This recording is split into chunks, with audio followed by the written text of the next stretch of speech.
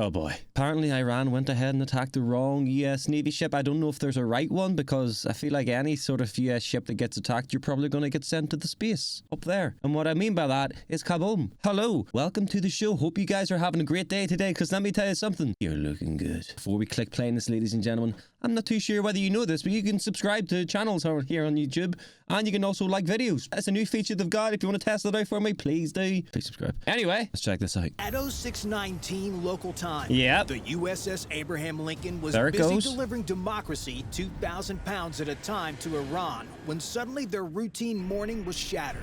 An orbiting Hawkeye detected the undeniable signature of 4 inbound ballistic missiles and dozens of other air contacts. The carrier and her 2 destroyers have just seconds to react.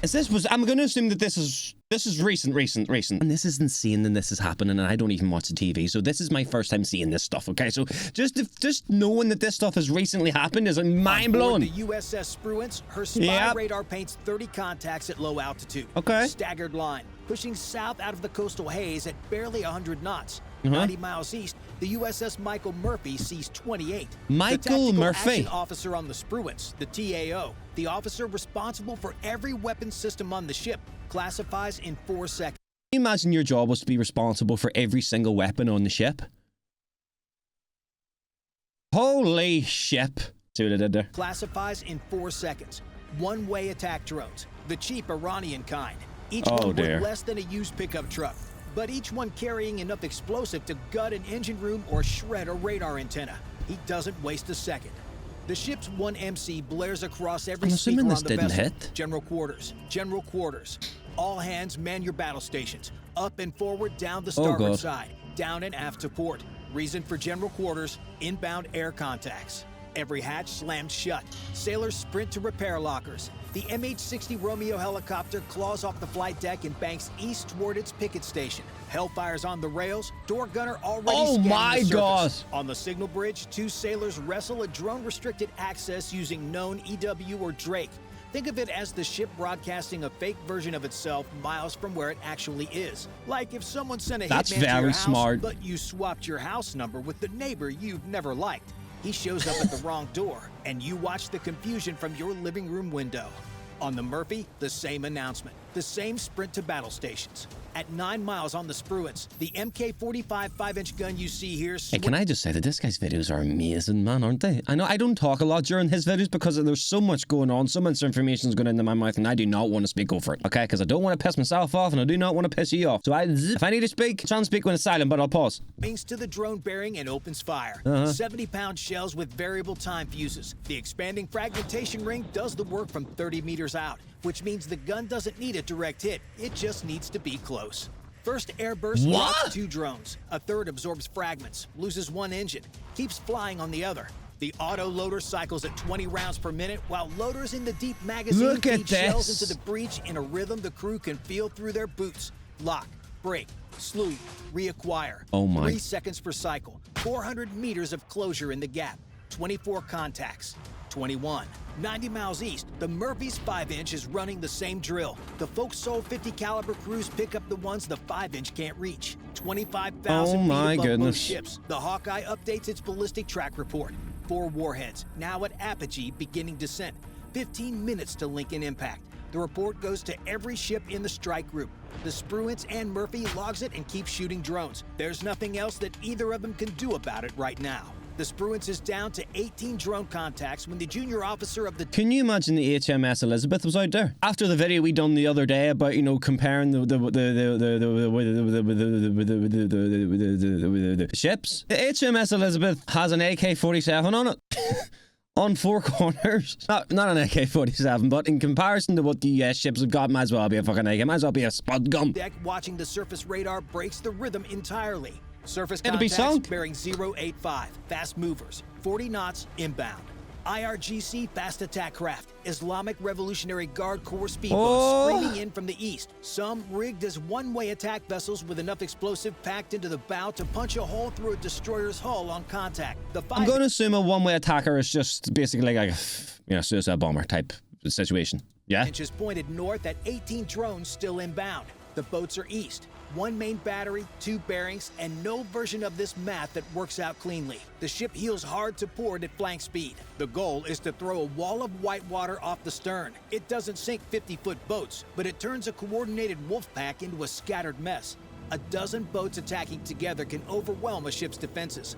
The same dozen boats attacking one at a time are just target practice. Breaking their formation forces them to slow down and reapproach, and that buys time. Time is the only currency the crew has left. The Mk-38 I ain't gonna lie, man. See, if I was the enemy and I was driving toward a boat that had this pointed at me, I'm doing that. I'm turning around. I'm headed home. Hey, see you later. Good luck. 25mm cannon you see here finds the lead aircraft at 2,500 meters through a deck rolling 15 degrees and walks tracers across the water until the engine housing detonates. The MH-60 Romeo handles the second. A hellfire into the hull, clean and decisive. The helicopter has 7 missiles left. The remaining boats scatter to regroup. Is this actual footage? 90 miles east, the Murphy surface radar produces the same call 30 seconds later. 8 fast attack craft bearing 270 oh my goodness, here we go. Shallow coastal water to the west. Murphy's TAO has 16 drones still inbound from the north and 8 boats inbound from the west, and his 5-inch can point in exactly one of those directions. 5 inches is good length, man, let me tell you. Because a boat loaded with several thousand pounds of explosives is the more dangerous target. He accepts the risk of the bearing and puts the Mk-38 and the 50 cals on the drones while the 5-inch engages the watercraft. It's not a clean solution. There is no clean solution. He makes the call and lives with it. The boats take 3 minutes to suppress. By then, the drone count on the Murphy is back down to 9. All optical guidance, all still inbound, and the 5-inch swings north again. On the Spruance, we're driving toward them. him. Running and the drone count is 8. The Sea Whiz takes over on the leakers. 20 millimeters, over 4,000 rounds per minute, fully autonomous. Because at terminal range, there's no time left for human authorization. 4,000. If R2-D2 had an older brother who skipped the charm and went straight into anger management, this is what he Wrap looked it like. up, A right white on. dome on the deck that spins toward anything it doesn't like and erases it from the sky. Wrap it up. It sees a contact, classifies it, and fires. Several drones enter its engagement envelope and cease to exist. Yeah. For approximately 4 seconds, the crews breathe. Then both EW operators break the silence. Vampire, vampire, vampire. The call comes in on the Spruance first, then the Murphy 11 seconds later. A shore-based anti-ship missile battery on the Markran coast has been building a passive targeting solution for the last 45 minutes. Watching, not transmitting, accumulating bearing and speed data on both destroyers without ever radiating long enough to attract attention. It just sat there in the dark, listening to the ship's own emissions, piecing together their speed and heading the way a poker player reads tells without ever showing his own cards. And it picked this moment deliberately. Both ships just burned precious minutes fighting drones and fast boats. The drones and the boats were never meant to sink anything. They were the opening act, designed to drain ammunition, exhaust operators, and point every weapon system on both ships in the wrong direction for what's coming next. I kind of like it's kind of smart. I don't think it's going to be smart enough. The Noor anti-ship missiles, Iran's domestically refined copy of the Chinese Charlie 802, sea skimming at 5 meters altitude. Inside the nose, an active radar seeker searches for the destroyers with 165 kilograms of warhead. And they're already off the rails before the TAO can fully process the EW report. 4 missiles, wave-top altitude, closing at just under the speed of sound from the northwest. The geometry is intentional. The battery fired at the moment when both ships had minimum engagement time and maximum distraction. The Spruance has 9 drones. Who do we focus on? Envelope. The Murphy has 7. Neither TAO can simply ignore one problem and address the other. They have to manage both at the same time. You have to do it at the same time. This is why you need all this weaponry on the ships. Going back to the HMS Elizabeth. 4 machine guns ain't gonna cut it. What happens if Iran shoots? No wonder HMS isn't out there. You know what I mean? And what happens if Iran shot the same stuff and done the same stuff to her? She's sinking. Whatever is left in the magazine. While a third crisis, 4 ballistic warheads the Hawkeye's been tracking for 13 minutes, continues its descent toward the Lincoln. 13 minutes. Neither destroyer can touch them. That hasn't changed. The Spruance TAO keys the VLS for the first time all morning. 3 SM-2s punch out of the forward cells. The SPG-62 fire control illuminators. the radar beams that guide the SM-2 to its target in the terminal phase. Like a cat following a laser pointer, slew northwest and begin time-sharing 4 inbound Noors. Damn, Every man, illuminator on the ship abandons the drone bearing. Scared. The Vauxhall 50 cows are all that remains on the drones. Chaff rockets off the launcher, broadcasting radar signatures larger than the ship itself. The nautical equivalent of setting off a car alarm across the street to pull attention away from your door. The ship heels hard to starboard at flank speed to complicate the Noor's Seeker's terminal geometry by presenting the smallest radar cross-section possible. On the Murphy, the same sequence. 2 SM-2s out, illuminators northwest. 7 drones now engaged on the north bearing except for the Phalanx, which is autonomous and will handle what it can. The Murphy's Drake bubble has been running since General Quarters and has already bent several drone flight paths into empty ocean. But the optical guidance ones are unfazed by it and closing on a hull that currently has every sophisticated weapon pointed in a different direction. 25,000 feet above them, the Hawkeye pushes another ballistic track update to the strike group. 4 warheads, descending. 12 minutes to Lincoln impact. Oh my goodness. And accelerating into terminal phase. But what neither the Spruance nor the Murphy knew, what nobody in either combat information center had been told, was that a 3rd American destroyer had been watching the entire engagement unfold without saying a word. The Frank Peterson Jr. The strike group's dedicated ballistic missile defense ship. There he is. Watching the engagement unfold on the net since 0619. He's on the bench. CIC has been library quiet. He's coming in. Because her crew wasn't working, but because they have one job and it hasn't arrived yet. The watchstanders tracked every engagement from both destroyers. They said nothing. Come on, Frank. They conserved the magazine. The Peterson carries SM-3 missiles in addition to the standard SM-2 and SM-6 missiles. The SM-3 is an exo-atmospheric interceptor, which means it leaves the Earth's atmosphere entirely to do its job. Think of it as hitting a bullet with another bullet, except both bullets are traveling at 10 times the speed of sound, and one of them is in space. The intercept vehicle separates from the rocket in the exosphere and physically collides with the target. If it misses by a meter, the warhead hits the Lincoln. The TAO has been building intercept solutions since the ballistic tracks first appeared on the Hawkeye report. He has 4 tracks and 4 SM-3s. He's been waiting for the geometry to solve cleanly. 100 miles to the north, the DDGs are still in a fight for their lives. Spruance, first Noor at 11 miles. Oh no. Flash on the horizon. Illuminator slews to the next track. Second at 8 miles. The 3rd and 4th Noors 2 miles after that. None reach the hull. The Spruance is intact. On the Murphy, the geometry is uglier. 3 SM-2s for 2 inbound Noors. But her illuminators are time-sharing because she fired 3 rounds at 3 targets and has 3 SPG-62s to guide them. Here's the problem. An SM-2 can't see on its own in the final seconds of flight. It needs the ship to hold a radar beam on the target, like a flashlight moving a bird so someone else can shoot it. The Murphy has 3 flashlights this is like a movie from different angles at just under the speed of sound. Got popcorn. And every time she flicks between them, the missile flies blind for 400 meters. The first SM-2 connects at 9 miles. The second loses its target on one of those blind spots when the Murphy maneuvers hard to climb the mist. Oh, shit. 2 more SM-2s leave the rails. They hit their targets 6 miles out. The Murphy is intact. Big but Murph. While Iran did not score a single hit, they managed to waste time from the real threat. Those ballistic missiles. Inside the Peterson CIC, the TAO finally has the intercept solutions he's been waiting for. 3 of the 4 tracks are clean. Stable deceleration, predictable arcs, the geometry the Aegis BMD system was built for. The 4th is wrong. Lower trajectory. Irregular deceleration that doesn't match a standard Shahab 3 re-entry profile. On the Lincoln's flight deck, the catapult officer steps back from a Super Bro, Hornet sitting what is this? on the cat with both engines at military power.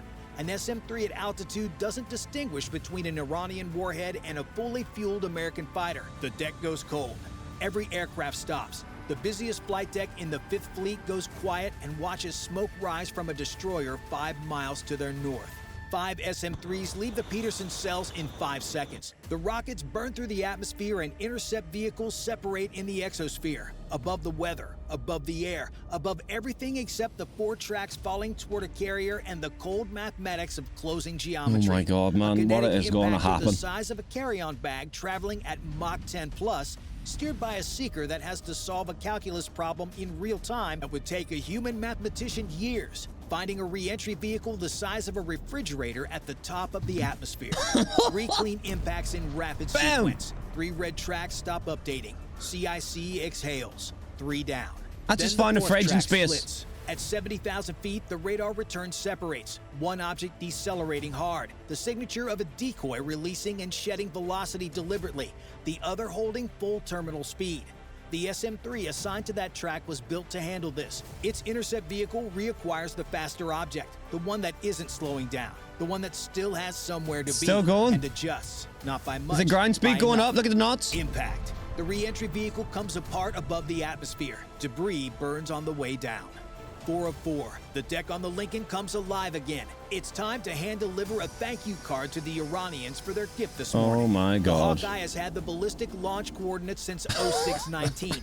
Valley floor, grid reference, bearing lock from the moment those motors lit. And now Iran was in their find-out phase. 2 FA-18s. Fuck around and find out. That's what phase they're in. Waste catapult. Good luck. The EA-18 Growler from VAQ-133 launches behind them. The Bam. electronic warfare variant, carrying the ALQ-249 next-generation jammer instead of weapons. The ALQ-249 doesn't shoot anything. It transmits, flooding Iranian radar frequencies with enough interference that any coastal air defense operator still had a scope, sees what looks just like don't an got a equipment chance, failure, man. and not 2 Super Hornets They flying just don't north got a at low hope. altitude into his country.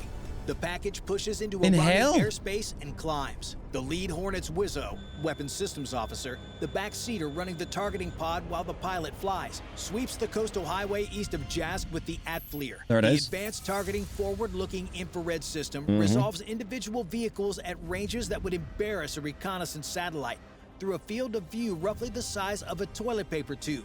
Cargo trucks, fuel haulers, buses. Somewhere in that southbound flow, 4 TELs, transporter erector launchers, the heavy military trucks that carry ballistic missiles, They're big are boys. running for the blast doors at 35 kilometers per hour. Behind those doors, Please don't make it. reload racks, fresh Shahab 3s. Come on. The ability to do this again tomorrow. That cannot happen. A big pencil. First terminal bloom at 16 miles. Residual heat seeping through a truck chassis from a solid rocket motor that fired less than an hour ago. Still cooking through the frame. The Wizzo slews south. Another bloom. 2 more. Staggered in the southbound lane. Already slowing for the turnoff that leads to the tunnel approach road. Dealer 1-1. Fuel state 7.2. 7,200 pounds. 22 minutes to fly home with a legal fuel reserve. 18 minutes usable over target. The TELs reach the tunnel mouth in 4. Then, in the corner of his eye, the pilot sees a shape move in the tree line on the south hillside. An infrared bloom climbs off the slope. A man-pad's crew. A man-portable air defense system is one soldier with a shoulder-fired heat-seeking missile that produces 0 radar warning, 0 launch indication, nothing until a bright point rises off the ground towards your exhaust nozzle. The wingman calls it 2 seconds after ignition.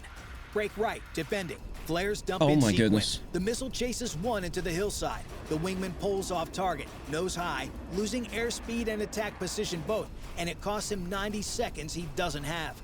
By the time he rolls wings level and reacquires the highway, the front pair of TELs has covered another 200 meters toward the turn. The lead checks 4 things in the same second. Fuel stayed at 15 minutes usable and dropping. Atfleer showing the front TEL 100 meters from the entrance road turn. Goodness. The wingman still climbing back to attack altitude with another 60 seconds before he can re-enter the fight. Just how big or how small are these jets, like fuel capacity? How long can they stay in the air for before needing to land again? Because I always feel like when we watch these videos, they're always on the cusp of having no fuel for the return of flight.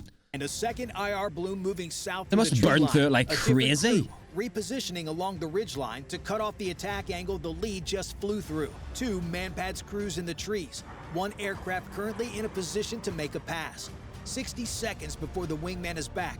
90 seconds before those trucks are behind blast doors that won't reopen until the next launch order. Dealer 1, 2, back in 60.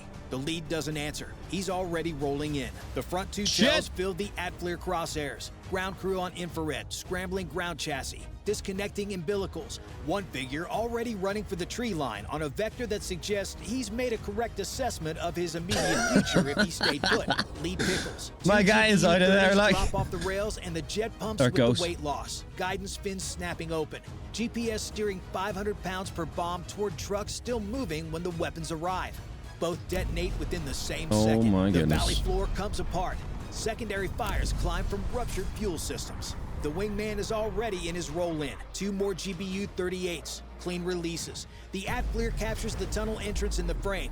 Open, blast doors retracted. Fuck around Empty of and find everything that out. was supposed to drive through them. The package turns south. Fuel gauges touching Don't amber. fuck around the then. Growler holds its jamming orbit for another 90 seconds, then peels away. ALQ-249 transmitting until the aircraft are feet wet over the Gulf, and there's nothing left worth jamming. If you like this video, then watch our I did. video on Fafo. Go around and find out. So here's how you don't need to find out. You don't go around. They brought that on themselves, man. They tried to attack the US Navy. And what did they expect, man? I don't know. That was a crazy video. This guy's videos are insane. They're like cinema, man. I feel like the next time I'm going to watch one of these, I need to get a snack or something. Anyway, ladies and gentlemen, that has been me reacting to Iran attack the wrong US Navy ship. Like I said at the start of this video, I don't think there's a right one to attack. Because either way, you're going to get got. Thank you guys for watching today. Appreciate it as always. While you're watching this video, right now I might be live over on Twitch. There's a link in the pinned comment if I remember to do it there. Either way, appreciate you and your time. Goodbye.